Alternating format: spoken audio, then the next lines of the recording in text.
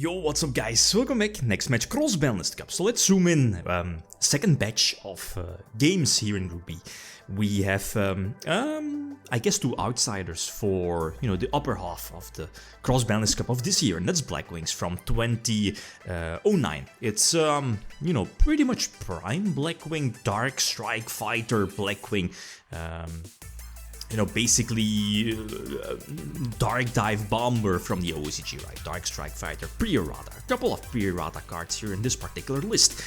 Also looking at the Royal Oppression as well. So it's going to take on Windups. Windups post-Banlist, so 2013, with the Shocklock. And, well, we know from, previous matches, previous series, how strong Shocklock is, right?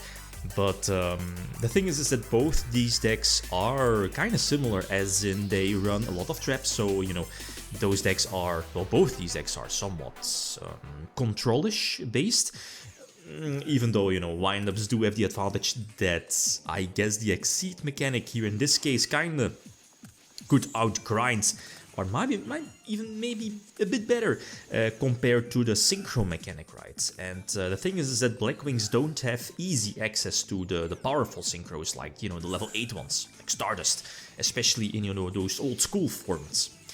I guess I could have gone for Heavy Storm, but I feel the payoff didn't really, wasn't too great, and also the potential threat of Compulse, if I'm not mistaken. Compulse should be in the deck list from Windups.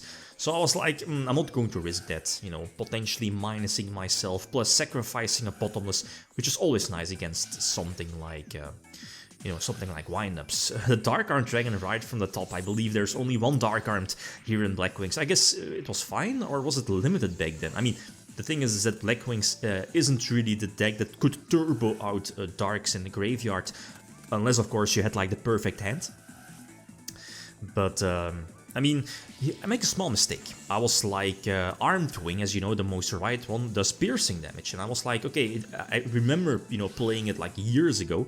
Like, it gains like 500 attack when it like attacks. And that wasn't the case. It needs to attack a monster that I believe also needs to be in defense position in order for it to gain a 500 attack. So here in this case, some, more calculations, Yugioh would have been gained. Doesn't really matter here in this situation. Here, I was kind of fearing a battle trap like Prison, for example, so that's why I didn't attack. And I think in any case, my opponent was always forced to, use the potential trap or spell to get rid of the Sirocco here in this case. As you know, Sirocco is a normal summon. Here, the thing is, as you see, the Windup decklist very conveniently has access to Shadow Imprisoning Mirror, and basically Blackwings, the entire deck is like dark, and Shadow Imprisoning Mirror is fantastic. Prevents Blizzard from going off. No Shura, right?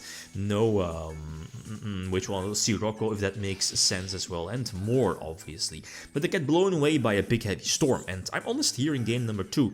I, knew, you're going second, so I side-decked in, I believe, the 2 Lightning Vortex, and obviously, I opened with them, but as soon as I saw this board, yeah, what I was about to say is Sandmain. Sandmains is like one of those early Exceeds that kind of power creeps formats before it, because it's, first of all, so hard to deal with, right?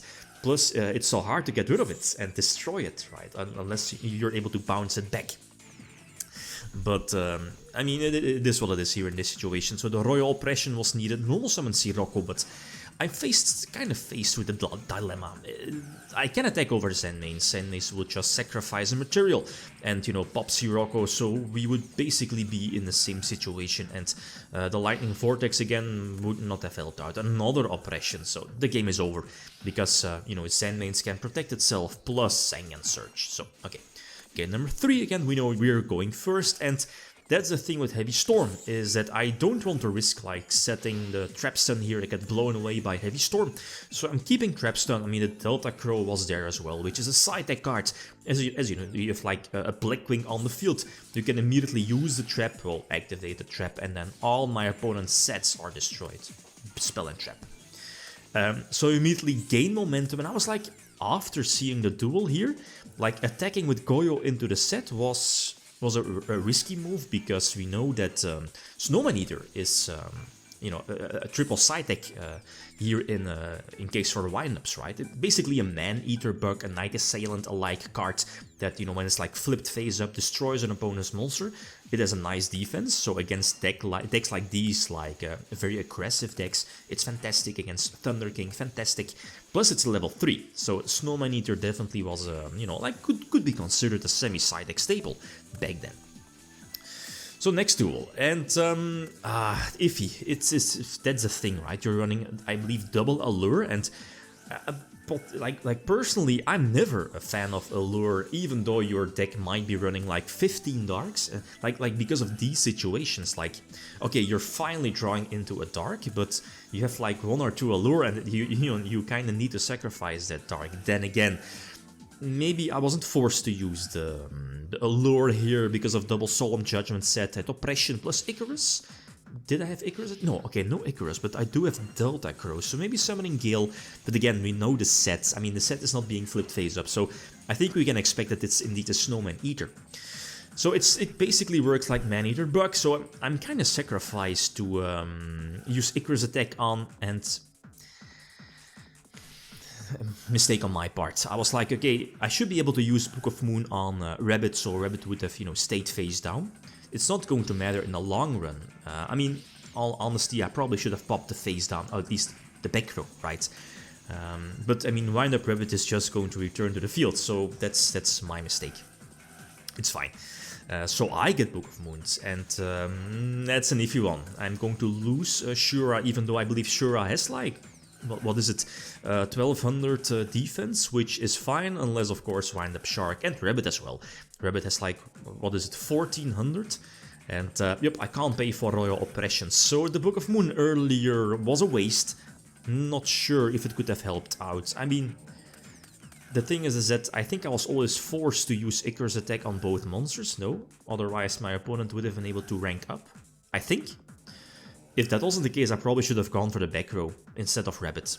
So, my mistake, but it might have mattered. I should watch the replay again. So, okay, game number 5, and I open up really, really well. Maybe I should have gone for Bora. I can't summon Sirocco because, again, it's very similar to Cyber Dragon. Your opponent needs to control a monster, but Shura normal summon, especially because of Icarus attack. I probably should have gone for Bora.